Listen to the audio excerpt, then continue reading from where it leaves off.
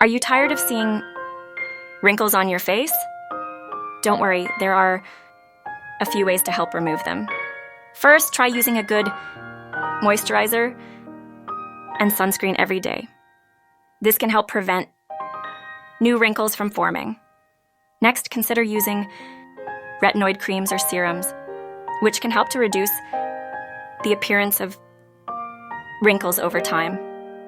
You may also want to explore professional treatments such as chemical peels or laser therapy, which can help to smooth out the skin and minimize the appearance of wrinkles. Finally, don't forget the importance of a healthy lifestyle, including eating a balanced diet, staying hydrated, and getting enough sleep.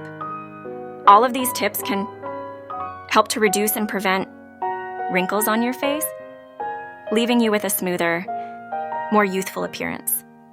So don't let wrinkles get you down. Take action and start seeing real results today.